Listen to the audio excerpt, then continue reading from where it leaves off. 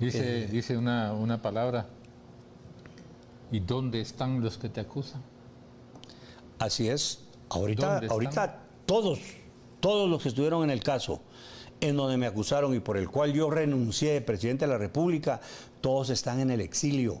Y hoy aquí sí te podría decir, ellos sí se están lamentando de no poder venir a su país. Se están lamentando y ojalá nos vean. Y estoy seguro que nos van a ver. Seguro. Y se van a lamentar y se van a entristecer y les va a dar pena y vergüenza por la cobardía que tuvieron de no enfrentarse aquí, de no quedarse, no que a buscar artimañas de decir que no habían condiciones. Si condiciones no ha habido para nadie que lo quieran meter a la cárcel. 2 de septiembre de 2015 la renuncia. Presidente. 3 de septiembre, ciudadano guatemalteco. El presidente llega porque aún no lo había conocido todavía el Congreso. No. Y el juez Gálvez sí comenzó con la audiencia. Viene Gálvez y dice, bueno, aquí debería de seguir la audiencia y Otto Pérez Molina para tal día vuelva a venir. Así es. Hasta que termine la audiencia y entonces yo resuelvo como juez. Pero ahí es donde surge el invento famoso de la provisional.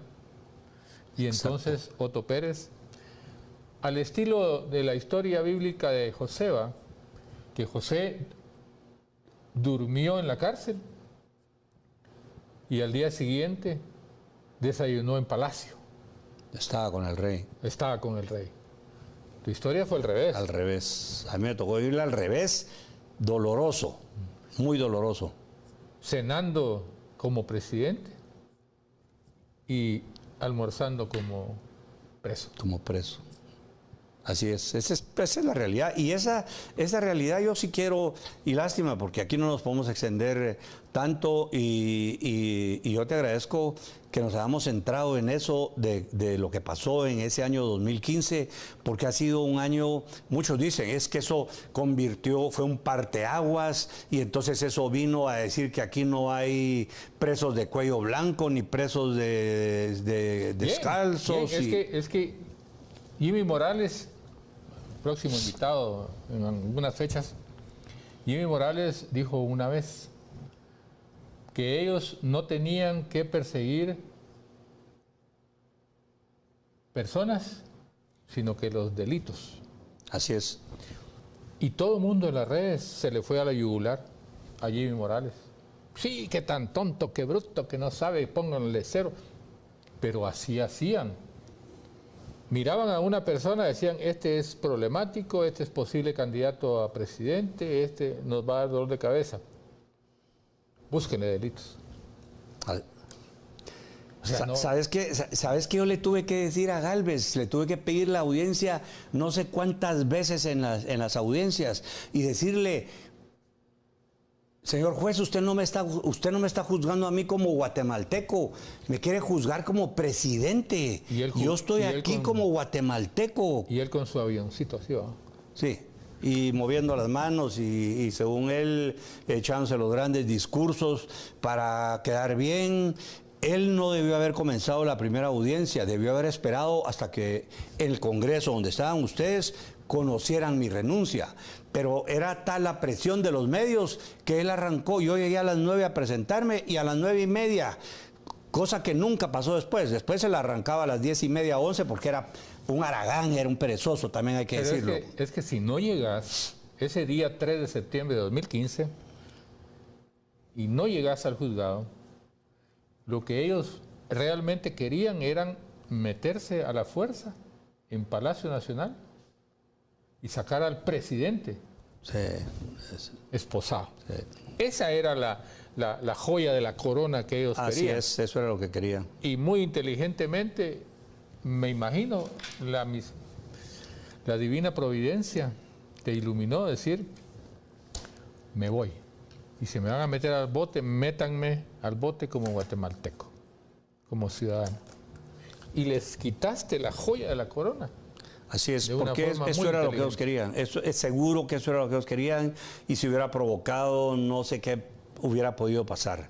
Y por eso yo creo que tomé no sé, yo personalmente, mucha gente me ha dicho, no, es que no había renunciado, usted se debe haber quedado, usted tenía el ejército de su lado. Yo era un general, un caibil de las fuerzas especiales del ejército, sí retirado, pero conocía a todos los comandantes y a todos los mandos del ejército, y ellos estaban... Pues si yo les hubiera dicho, me apoyan, estoy seguro que hubieran cumplido la orden del presidente y comandante general del ejército. No los quise comprometer a ellos, ni quise comprometer al país, porque a mí me dio pena decir, y esa fue la otra cosa por la que renuncié y la quiero contar. Yo dije, no voy a comprometer la institucionalidad de Guatemala. Es decir, no voy a permitir que en otros países digan, el presidente de Guatemala está preso. Y desde ahí siguen, pues yo hubiera podido hacerlo. Sí. Gálvez me hubiera podido hacer eso de la prisión provisional y yo no hubiera tenido necesidad de renunciar. Hubiera seguido hasta que llegara sentencia firme. Y ahorita, 9 años después, no hemos llegado a sentencia firme. Así que yo hubiera podido llegar al 14 de enero y terminar el mandato completo. Pero era poner la institución de la presidencia de la República. Hasta en eso me dio tiempo de pensar a mí, decir, no puedo poner a la institución de la presidencia en entredicho, no solo aquí en el país, sino internacionalmente, para que se estén burlando de Guatemala y diciendo, mire, si el presidente de Guatemala desde la cárcel está dando órdenes o todavía él sigue mandando y haciendo las cosas. Hasta en eso pensé, fíjate, para defender, porque fui formado en la institución castrense y aprendemos a respetar, aprendemos a querer nuestros símbolos, aprendemos a respetar nuestra institucionalidad, y así fui formado y así sigo siendo, y eso es lo que me hizo renunciar y entregar la presidencia de la República. Que te decía, busquemos en la historia a ver qué otro presidente ha dicho, aquí estoy presente, aquí está mi renuncia y mañana a las 9 me presento ante la justicia. No hay. Bueno, uno. Sí. Han pasado 9 años. Y hoy hay un nuevo gobierno. Un nuevo gobierno que empezó acá, en enero, con las luces y aplausos. Pero hoy en día, como que hay una pequeña muestra de que va cayendo, en simpatía. ¿Qué le podrías decir al presidente? Según tu experiencia. Sí. Yo creo que uno aquí... nada más porque si no va a aprender de gratis. Tiene que costarle. Tiene que costarle. Sí. Por la experiencia, lo único que le puedo decir al presidente es que las 24 horas no le alcanzan al presidente para hacer las cosas que tiene que hacer. Pero él dijo que empieza a las 9 y se retira a las 5. Es lo que yo por ahí vi que había dicho. Eso es imposible que pueda hacer algo así bueno para los guatemaltecos con un horario como ese. Yo tenía horarios, llegaba a la casa 11, 12 de la noche todos los días. Y a las 6 de la mañana estaba ya preparándome para salir a las primeras. Y aún así no me daba tiempo para lograr supervisar a todos los ministros, y bueno, y que hubo abusiveces y hubo una serie de cosas, no lo puedo negar, en todos los gobiernos han habido. Pero por eso el presidente es el presidente, pues cada ministro es responsable de su ministerio. Y aquí jalaron al presidente, pero lo jalaron de una forma increíble para poderlo llevar y para poder forzar y para poder polarizar al pueblo de Guatemala y poder ir levantando a esa izquierda progresista, entre comillas, que hoy, después de 6 meses del gobierno, yo lamento, de verdad lamento lo que ha ido pasando y cómo siento yo, y es mi percepción, que el presidente ha perdido muchísimos apoyos en estos 6 meses. Y el único consejo que yo le puedo dar es que si está trabajando de 9 a 5, que por favor duplique sus horarios de trabajo y que se dedique a hacer lo mejor que pueda, que ordene que haya ejecución. Es el presidente del Ejecutivo, y eso es lo que no han visto ahorita los guatemaltecos, y es lo que quieren ver, que haya efectividad y que haya ejecución. Yo te preguntaba esto porque cuando hablamos del tema de 2015, llega un momento como que la emoción embarga, ¿va? Como que se emociona un poco. Así es. Entonces traté de que en algún momento pues le bajara la indignación en algunos momentos. Pero quiero volver al tema otra vez. Y te quiero preguntar, cuando estás en Mariscal Zavala,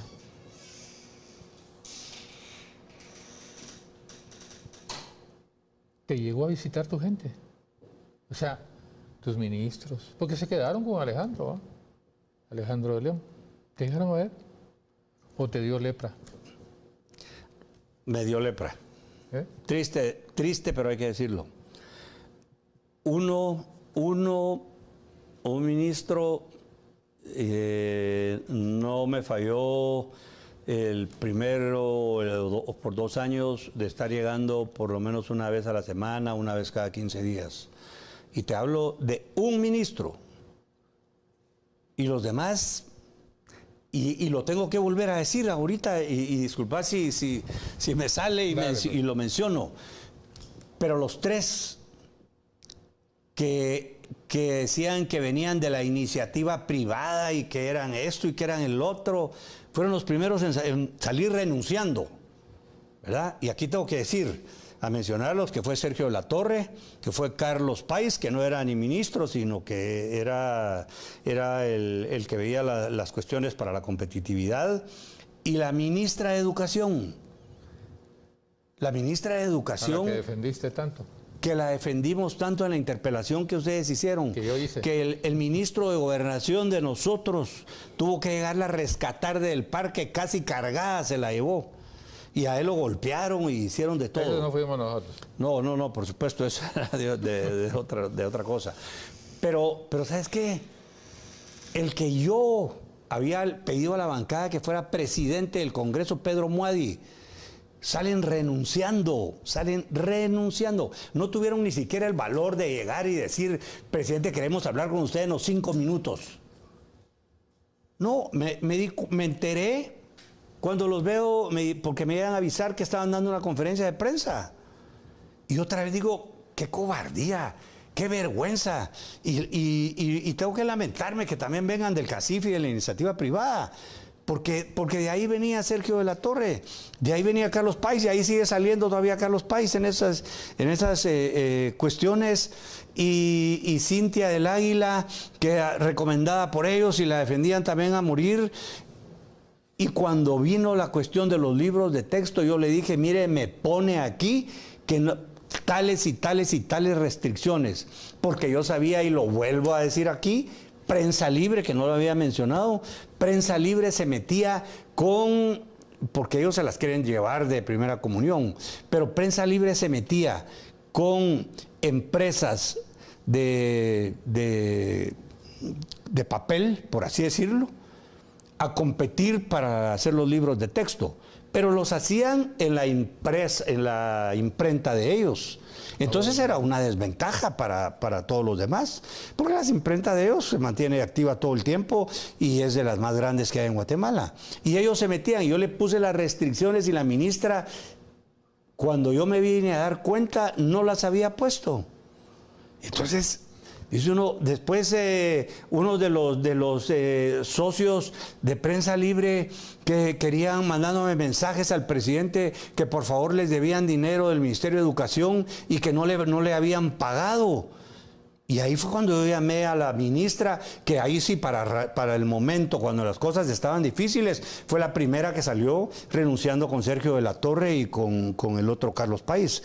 Pero no tuvieron el coraje y el valor, la valentía de poder decirle, presidente, queremos hablar con usted 3 minutos, y le decía al presidente, aquí está mi renuncia, y no salir presentándola en un medio de comunicación. Es una vergüenza, de verdad. Pero eso es casi la misma historia. Con Jimmy, cuando se le ponía el problema serio a Jimmy, renuncia Héctor, que era su ministro de Finanzas. Sí, que está ahora en el Congreso. Lucrecia Hernández Mac. También. Y la ministra de Trabajo. La ministra de Trabajo. Sí. Igual, yo no sé si con él hablaron, pero yo la experiencia es que conmigo se fueron a un medio de comunicación. Ah, el de Gobernación también. El de Gobernación había también, que eran de los que exactamente venía del Ministerio Público. 4. Pero que no tengan la valentía, pues, para hacer una cosa de esas. Pero sí la tuvieron para ir a recibir el puesto. Sí tuvieron la valentía para estar sentados ahí conmigo en todos los gabinetes. Sí tuvieron la valentía para aprovecharse del puesto. Como nosotros vimos ahí que hasta unos pasajes habían pagado para unos familiares de Sergio de la Torre. Y lo estoy hablando aquí públicamente y lo estoy diciendo así. Como yo sé las cosas que pasaron.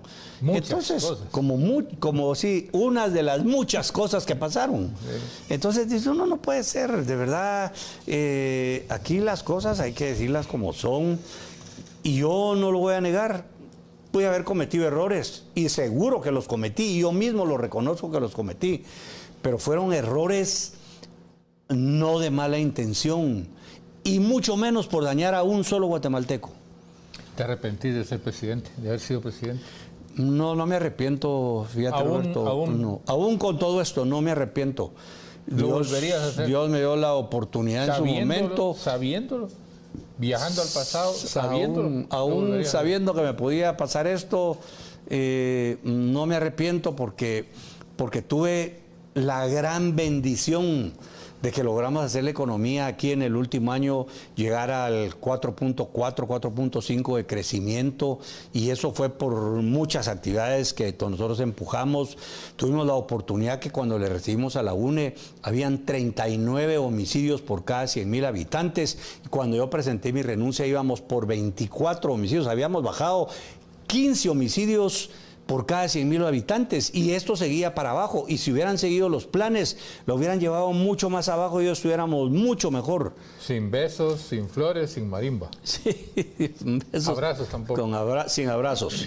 Sin abrazos, haciendo las cosas bien hechas como lo hizo, hay que decirlo, en el gabinete Mauricio López, que sigue detenido.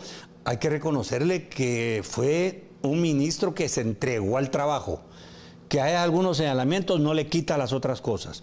Que hubo personas también que tuvieron mucha iniciativa y mucho empuje para hacer las cosas, que no les quita cualquier otra cosa, y lo vuelvo a mencionar, como en el caso de la vicepresidenta. Bueno, a muchos les cae mal y muchos dirán muchas cosas, pero hay que decir las cosas como son, hay que decir las cosas como la realidad lo manda, y no como muchos quisieran que fueran, y que viniera aquí a quejarme y a decir otras cosas. No, vengo aquí a decir las cosas con nombre, vengo a decir las cosas que yo sé, y muchas cosas más que sé, que no nos da tiempo obviamente por ser un programa de estos, pero que espero tener oportunidad para seguir y para hoy sí venir a aclarar lo que hace 9 años salieron en rondas a todos los medios de comunicación a decir las cosas que ellos querían decir. Me estoy refiriendo a Iván Velázquez y a Telma Aldana, y que aquí lamentablemente muchos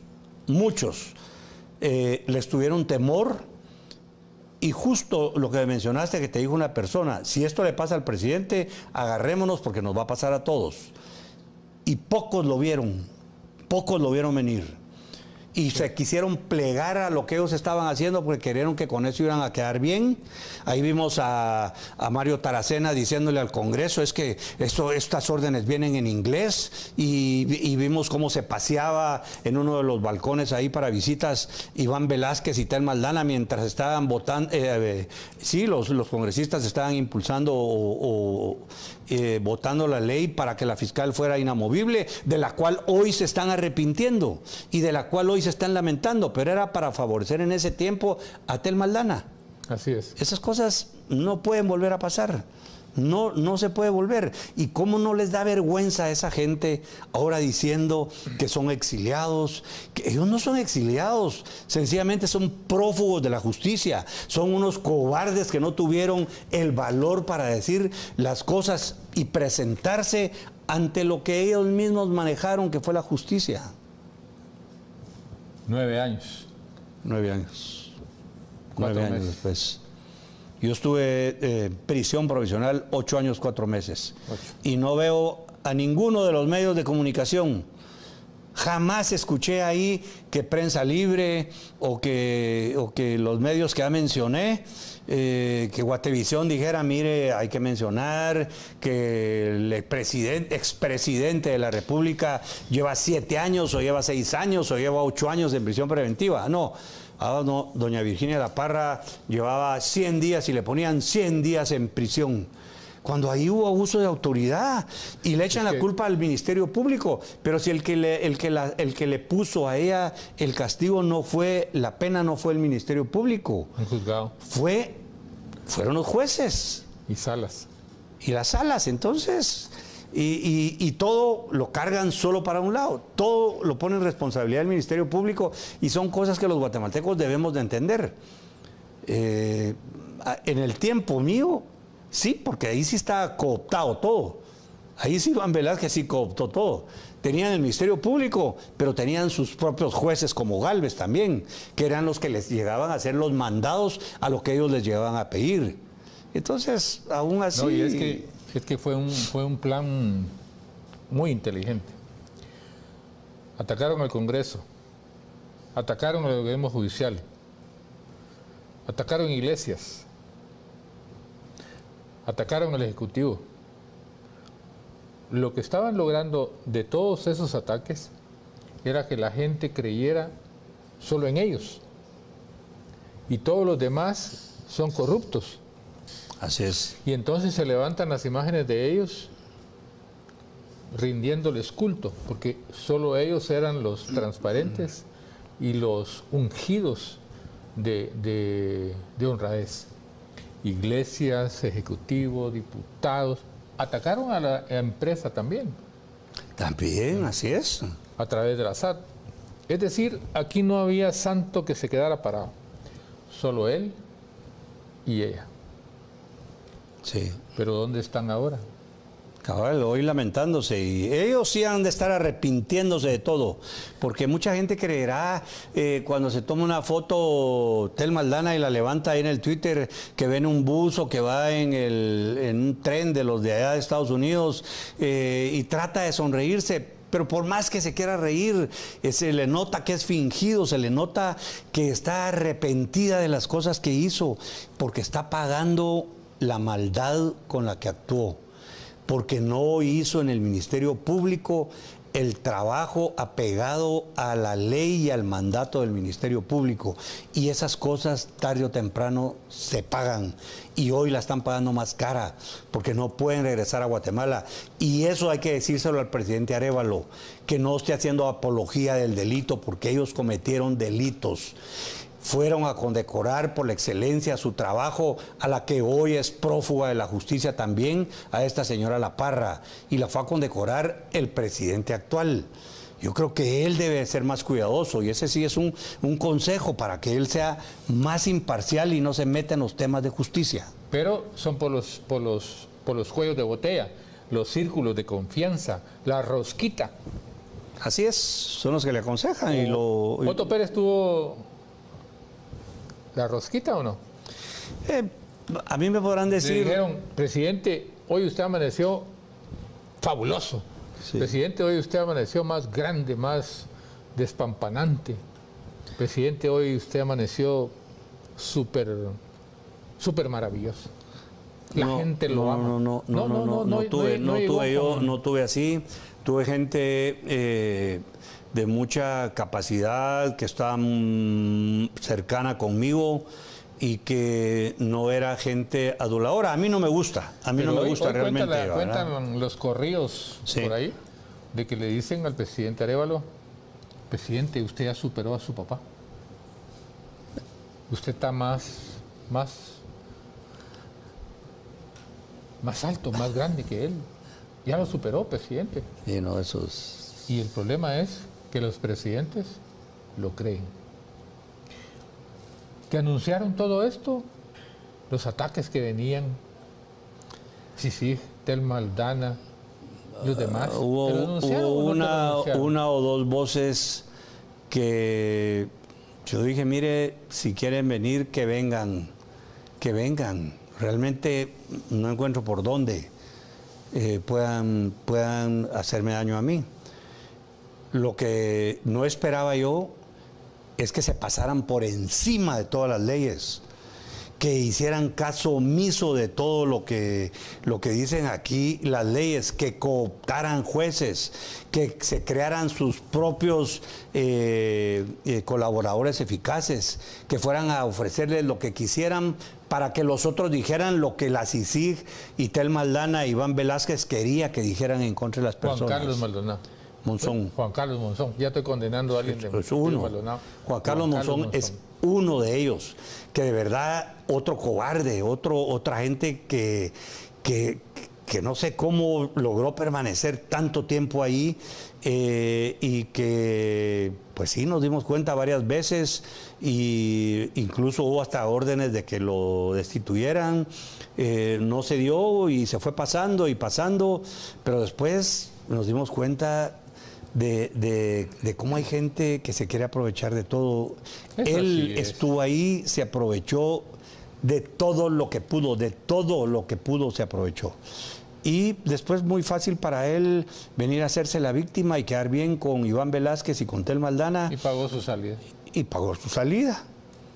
Y la va a seguir pagando también, porque desde el exterior y en el extranjero estar en la forma como ellos están no es bueno para nadie, no es bonito para nadie. Es verdaderamente algo duro, es difícil. Hay mucha gente que ha salido por otras razones, ¿no? Por cuestiones diplomáticas, por estudios, por algo. Y están añorando regresar a su país, añorando regresarlo. Pero hay gente como ellos que de verdad no me explico cómo un presidente de la República puede decir que deben de regresar al país. ¿Cómo va a ser?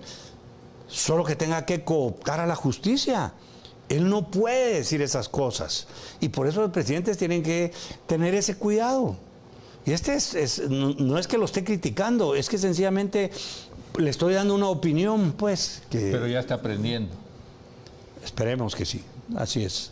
Vicente Fox, presidente mexicano, venían como 70 años del PRI y de repente se mete Vicente Fox y gana. Cuando deja su gobierno, le preguntan si ¿qué no volvería a hacer de llegar a ser presidente? Y Vicente Fox dijo, cuando yo nombré a los secretarios, o sea, los ministros de acá, nombré a técnicos. Hoy yo no nombraría a los técnicos. Nombraría en primer lugar a un político y atrás el técnico. Porque resulta que cuando Vicente Fox colocó a estos ministros, a estos secretarios, puso gente técnica y su gobierno fue bastante complicado. ¿Qué no volvería a hacer Otto Pérez Molina? Hay muchas cosas. Hay muchas cosas, hay muchas cosas que uno dice, no volvería a hacer esto, ¿verdad? Y la primera que tengo que decirla es, era la decisión correcta que había tomado, no volver a nombrar, extender el plazo a la CICIG, un organismo que no existió ni va a existir otra vez en ningún otro país del mundo. Y creo que esa decisión la debe haber tomado en el 2013. Lo que sucede es que cuando estaba Dalanese, que yo asumí la presidencia, dije hay dos cosas que no voy a hacer. No voy a cambiar a la fiscal general, que a ella la tachaban de ser una fiscal de izquierda. Claudia Paz y Paz. Claudia Paz y Paz. Y todos creyeron que yo, por ser militar, una de las primeras cosas que iba a hacer era cambiar a la fiscal. Y no. Y no lo hice. Y ella mantuvo el respeto a la presidencia y yo como presidente mantuve el respeto con el Ministerio Público. Y para sorpresa de muchos de los que no les siga gustando, Claudia Paz logró hacer un trabajo eficiente en la lucha contra la delincuencia conjuntamente con el Ministerio de Gobernación. Y eso lo puedo dar fe yo. Entonces, eso fue una de las decisiones. Y la otra decisión fue, dije, Pensé en dejar hasta el 2013 con el comisionado Dalanese a la CICIG. Y hasta tuvimos que mandar una comisión a Naciones Unidas porque por el momento que estaban pasando ya los países no querían aportar dinero para que ayudaran a que siguiera funcionando. Y de eso sí me arrepiento. Creo que era el momento de haber sacado a la CICIG. Y ni siquiera esperar al 2013. En el momento que yo asumí la presidencia la debía haber sacado porque era eso, un organismo que se volvió después supranacional y que se excedió totalmente del mandato que se le había dado al inicio. Yo lo respeté y lo tengo que decir porque yo negocié y firmé los acuerdos de paz. Y una comisión, no como esa, pero la comisión que quedó en los acuerdos de paz era para que no quedaran grupos armados ilegales como después del enfrentamiento armado y que se siguieran matando entre la guerrilla y los militares, cosa que no sucedió aquí en Guatemala. Eso de verdad se cumplió. Así que era innecesaria esa comisión. Y lo que hizo fue venirse a meter a mandatos que no le correspondían. En ningún lado decía que la presidencia tenía alguna facultad para juzgar a un ministro o para señalar o investigar a un ministro, mucho menos al presidente de la República. En ningún lado. Todo un faraón. Lo que hicieron fue excederse y montarse, sobre todo cooptar con la ayuda de Naciones Unidas y de Estados Unidos, pero no digo el pueblo de Estados Unidos, con la ayuda del el presidente actual en ese tiempo, que era vicepresidente de Biden, con el embajador y el Departamento de Estado, que por supuesto lo está impulsando el mismo vicepresidente Biden. Van dos. Eso lo había hecho. Y refiriéndome a la gente que trabajó cerca conmigo, también yo confié mucho en técnicos, de los cuales, mire, y vuelvo a repetir otra vez el nombre de Cintia del Águila, de Fernando Carrera. Ellos no eran ni el partido, ni eran amigos, ni eran conocidos. Pero según yo eran buenos técnicos, pero tenían sus intereses atrás. Y entonces eso sí es algo de lo que me arrepiento. No lo debía haber hecho. No lo debía haber hecho porque imagínense que Fernando Carrera, él sabía lo que venía y era parte del plan. Se lo digo, ¿sabe por qué? Porque me pidió que iba a entregar el Ministerio de Relaciones Exteriores y que por favor, si lo podía nombrar a la Embajada a Naciones Unidas. Él me lo pidió a mí. Y digo yo, ¿cómo me viene a pedir el canciller renunciar un año antes? O sea, él sabía que estaba entre todo eso. No me alerta de lo que había pasado con el comisionado en Colombia. Con Uribe. Con el presidente Uribe y con todo lo que hizo Iván Velázquez allá. Ahora lo vemos como la mano derecha de un exguerrillero en Colombia, que es presidente. Entonces, todas esas cosas no las alertó. Y esas cosas sí me arrepiento también. Tiene el presidente que conocer bien a la gente que va a poner y no dejarse llevar de que solo porque es uno de los mejores técnicos, sí, pero qué intereses trae atrás ese técnico para aceptar ese puesto que al final es un puesto político, el de ministro. Entonces, eso es otra de las cosas que me arrepiento y me arrepiento mucho. Lo impresionante es el sector empresarial. El sector empresarial, ellos tienen un cierto control económico y de todo. Ellos manejan encuestas, manejan información. ¿Cómo es que no se dan cuenta de lo que venía? ¿Por qué? Mire, yo le puedo decir que en el sector privado yo creí que tenía algunos amigos. De verdad creí que tenía algunos amigos. Pero después me di cuenta con el pasar del tiempo que eran puros intereses económicos los que habían ahí.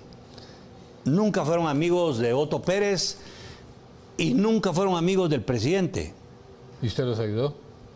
Y yo los ayudé, no como amigos, pero los apoyé en cualquier iniciativa que hubiera para facilitar las cosas con el objetivo de que creciera la economía, que se crearan nuevos empleos y más empleos y que el país se desarrollara.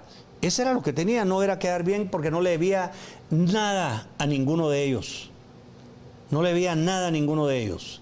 Y sin embargo, pues después se prestaron para estar empujando todas estas cosas, y después lo que le decía, que me dio pena verlos pidiendo perdón. Bueno, ya todo lo demás es historia, lo que conocemos, ya se arrepienten. Sí. Y ojalá que esto les haya servido de experiencia y que aprendan para no volver a hacer una cosa de esas. Difícil. Complicado. Pues por lo menos decirlo creo que vale. Yo creo que ha sido bastante instructiva la charla. Nos muestra una parte de la historia mal contada que algunos medios y las redes cuentan. Así es. Hoy prácticamente diría es un buen inicio para empezar a contar la historia versión Otto Pérez Molina. Sería bueno leerla un día. Sería bueno leerla. Sería bueno leerla. Sí, es algo que tengo que hacer. Porque ahí prácticamente van a haber puntos, van a haber detalles que hoy no se cuentan, hoy no se dicen, pero ya qué más da. Las cosas han pasado. Ante esas historias mal contadas, pues prácticamente, o verdades a medias. Hoy pues le agradecemos acá en nombre de TVGT. Creeríamos unos minutos más, un par de minutos, 3 minutos, si hay algo en el tintero de la historia que quiera hoy contársela a las nuevas generaciones, aunque solo son 9 años, pero en 9 años pasan muchas cosas y aún estamos a tiempo de contar nuestra historia.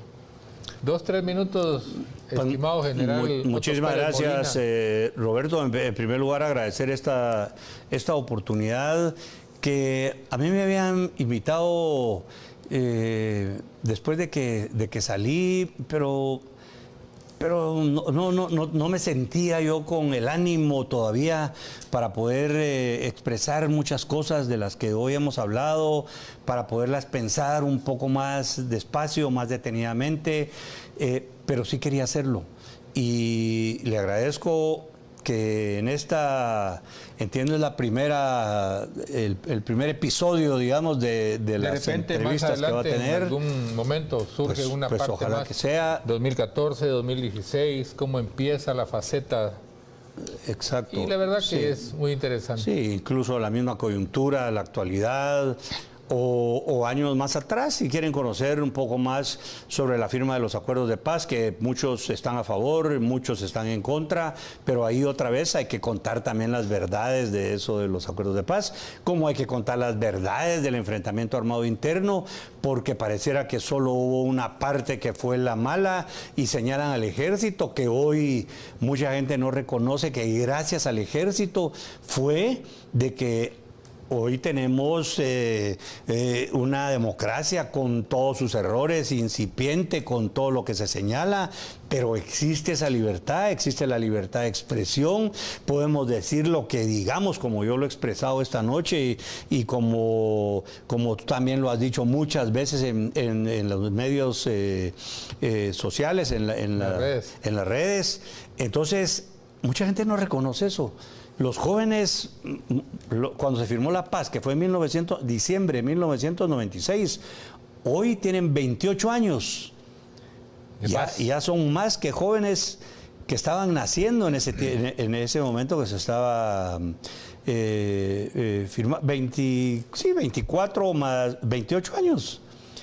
Entonces, que se estaba firmando la paz, y dice uno, esos episodios hay que en su momento poderlos hablar. Algunos les parecerán aburridos, otros no, pero hay que decirlo. El ejército sigue siendo bien reconocido en el país, en las encuestas sale muy bien, sigue ayudando a la población, lo ha hecho, y en ese tiempo En el tiempo nosotros nos tocó hasta dejar a nuestra familia por un lado, dejar veces que por estar en destacamentos no estábamos en bautizos, primeras comuniones, todas las fiestas familiares.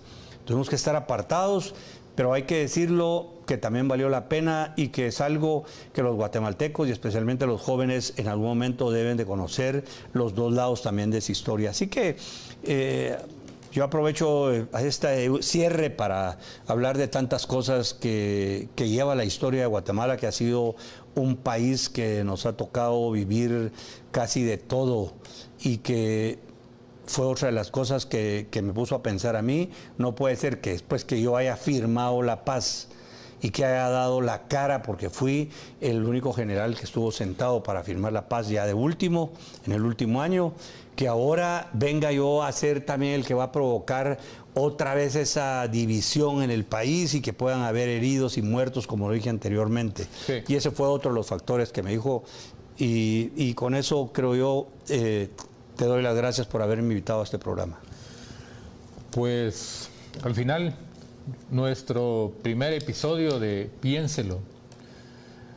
Básicamente, todo lo que ha dicho el presidente Otto Pérez Molina, aunque el título de presidente existe antecedentes legales de que se pueden seguir llamando. Así es, sí es cierto. Es como en los embajadores. Ajá. Señor embajador, señor cónsul. Entonces, hoy el presidente Otto Pérez Molina ha hecho una remembranza. Hubiéramos querido un poco más carne al asador, ¿va? Un poco más de detalles, pero aquí no es un lugar de chismes. Aquí no estamos para chismear, para hablar mal de la gente, para hacer quedar mal a alguien, no.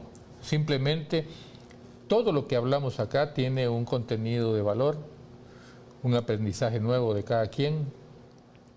Conocer la historia es un contenido de valor. Yo fui diputado, estuve en el Congreso de la República cuando se pidió la renuncia, pedían en las afueras de la calle la renuncia. Veía gente de todos los restaurantes, para no mencionar nombres, protestando, gente del mismo Ministerio Público protestando, una de gente que venía de saber de dónde, quién pagaba buses, todo eso. Creo que el presidente Otto Pérez Molina lo sabe y lo podrá explicar otro día. Pero hoy, acá sentados, lo único que nosotros podemos hacer es exponer esto. La versión acá, la versión acá. Y usted como guatemalteco, pensarlo nada más. Esa es la clave. Así es. Piénselo. Esa es la clave. Leer, aprender, escuchar. Hora y media fue muy corta. En el Congreso 5 horas y media cuando hablando. Oliverio García Rodas llega a mucho hablar, 5 horas y media. Woody Rivera, presidente, se aburre y dijo: yo voy a esperar a ver hasta cuándo te cansás vos, y me salió el tiro por la culata, me dijo. Pasó 1 hora, 2 horas, 3 horas, 4 horas, 5 horas y media. No digamos